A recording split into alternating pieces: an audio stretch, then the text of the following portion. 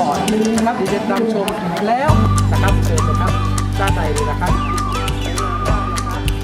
คุณเอาจุดไฮไลท์ตัวนั้นนิดนะครับ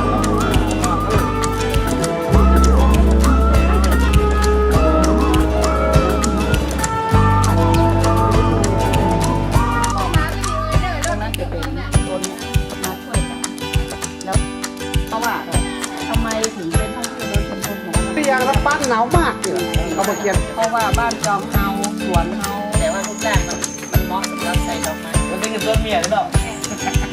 เข้าในไลน์แล้วก็คุยอย่างนี้เนาะไลน์เราเป็นแล้วก็อันนี้มีศูนย์อนุรักษ์การไทยมันจะได้แบบเนี่ยเป็นต่างๆแล้วดูสิตรงนี้เป็นคู่ของคนที่มีชื่อเสียงเลยนะ Blue and White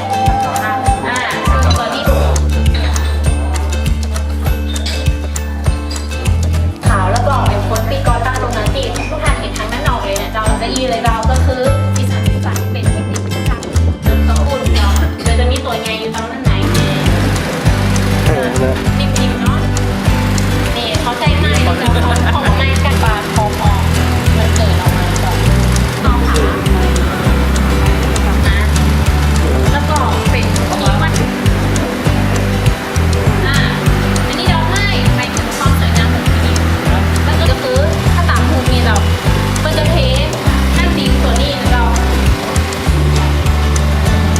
ตัวลายนี่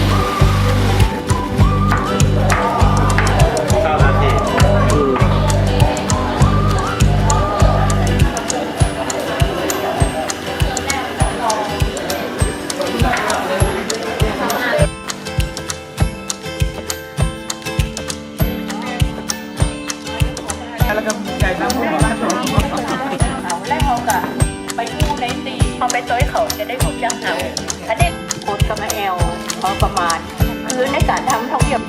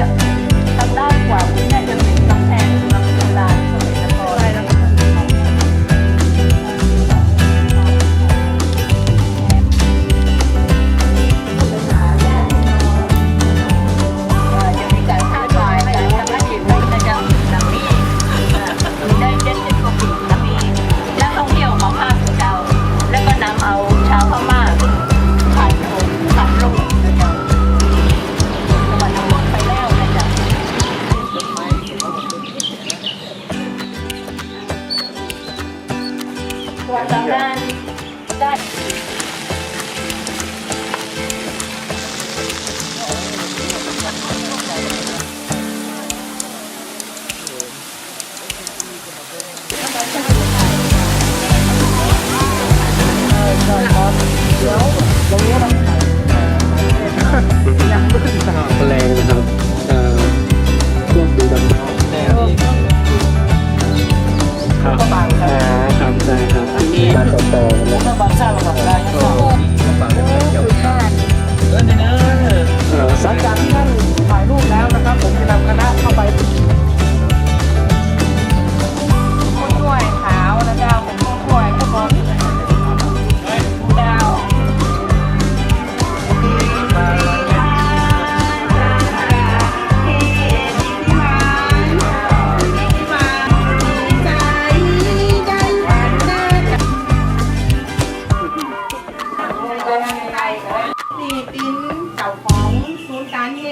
ภูมิปัญญาโต๊ะหนังสือในวัดนะเจ้าเพราะฉะนั้นบ้านฝ่ายเล่นแล้วก็ที่นะเจ้าแต่ก่อนที่กิจกรรม3กิจกรรมเดียวเขาจะมีแห่งกิจกรรมเจ้าแต่คือ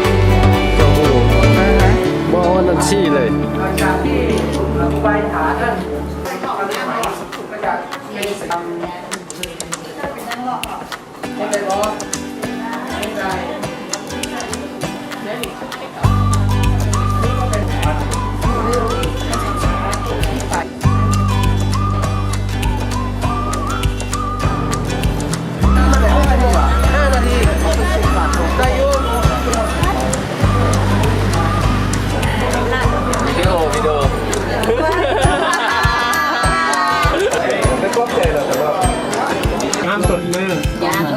ครบบอคนเฮาครบ มีความเกี่ยวข้องกับวัดพระธาตุองค์นี้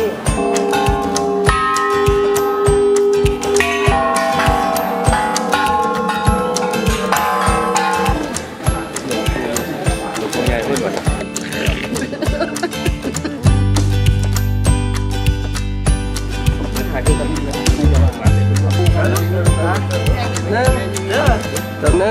ที่นี่เรียกว่าบ้านถวายนะ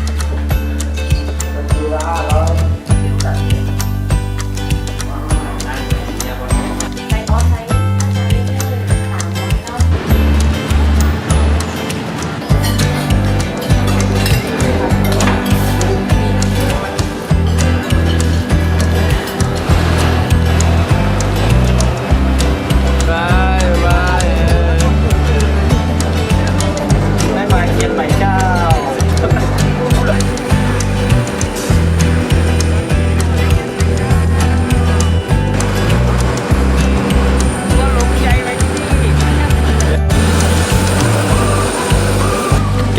แกงมือเลย